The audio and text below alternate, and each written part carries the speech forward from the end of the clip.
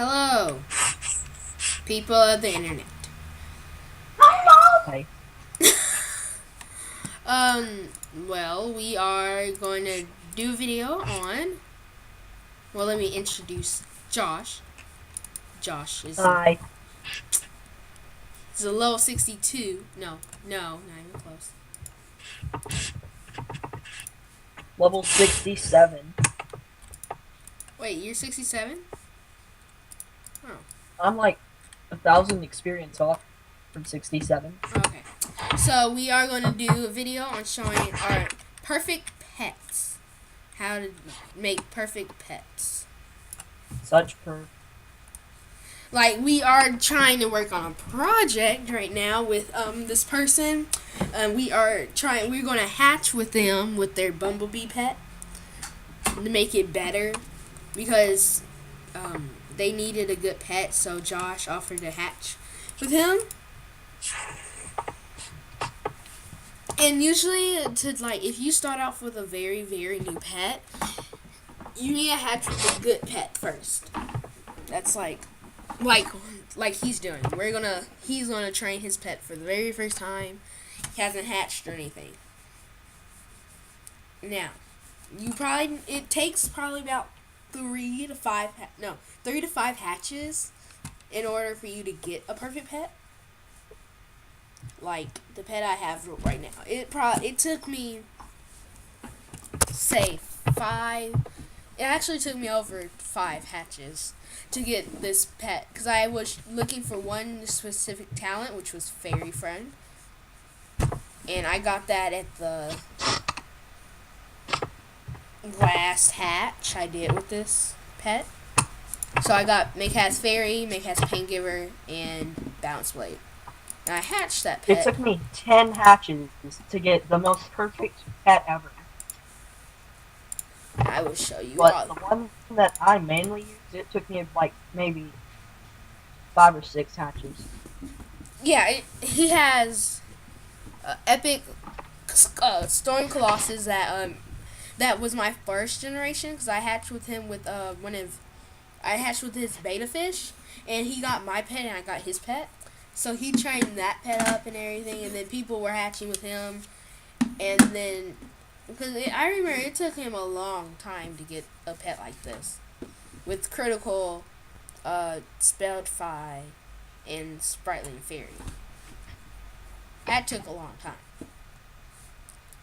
Now I am recently trying to do pets that like if a new pet comes out, I would like in the pack or something like the Yotai pack, I would get that pet and find it. Well, you have to do your research to see if it's actually worth it. Well, yeah, you would have to see if that's like a pet that everyone would like to have. I totally failed on that pet actually. I totally failed. With my rescue rover, I trained it up and it got 2 selfishes. No, that's not the right one. I trained it up and it got selfish and unicorn, which I'm pretty sure other people that trained it up has a better pet than what I had. So I don't even know. I don't even know if I kept the pet or not. This is the most perfect pet I've ever seen. The one I'm using right I don't even know what happened to the pet actually. I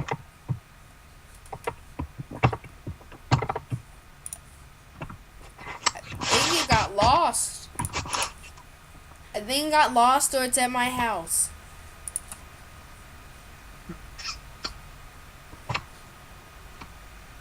Oh, here it is. I was like, what?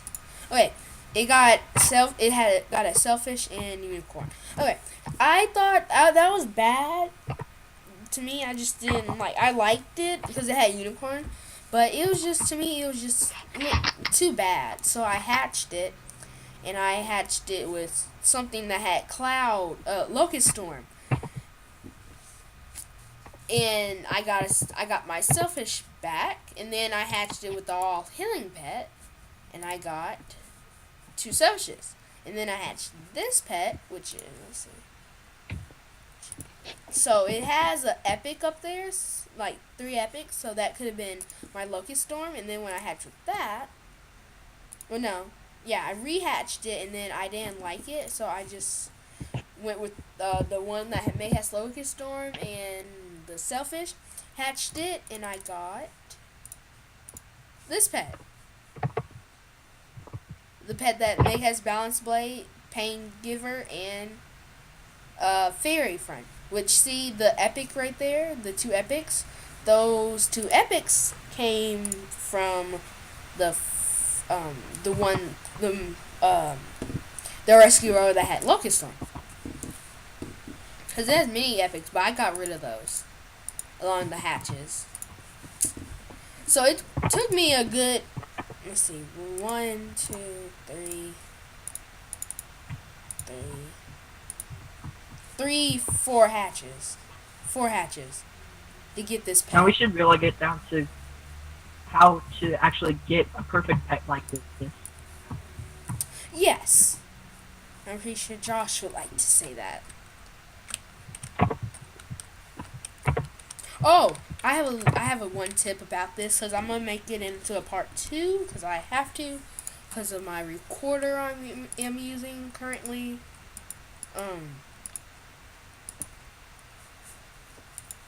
To get a perfect, really, you need to do the basics. Like some people are not that like generous. Like if you go in the pet pavilion and you ask someone to hatch, I might do a video on that. Ask someone if I have like a very bad pet. I ask them if I could hatch with them.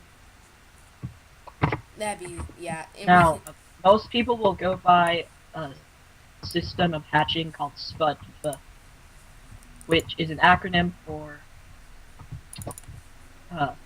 Sprightly, Spellproof,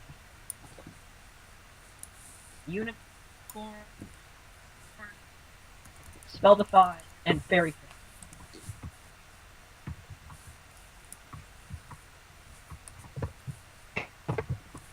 Because you need to kick the selfishes out. That's what you really need to do. You need to kick those selfishes out. You don't need the selfishes to stay in there, because if you let the selfishes stay in there, then the next time you hatch with someone, you're gonna get that selfish back again. So if you train it maybe up to epic and it fails, that's like you're wasting your mega snacks and stuff. Because with this pet, my rain beetle, I hatched it with a pet that had I hatched it with a I can look that up actually. I hatched it with a flamingo, and the flamingo was good, but the only thing I would change about it was that selfish. So I hatched with the person, they had a selfish, but all their other talents were good. So I would say don't stop training a pet all because it gets a selfish. Now, if it gets 2 selfishes, that's just way out of hand.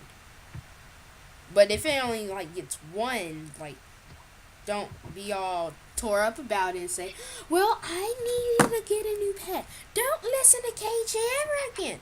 Well, that's not my. Wizard does this. I'm not doing this. Just telling you all. So I hatched with a pet. It was a flamingo. Oh.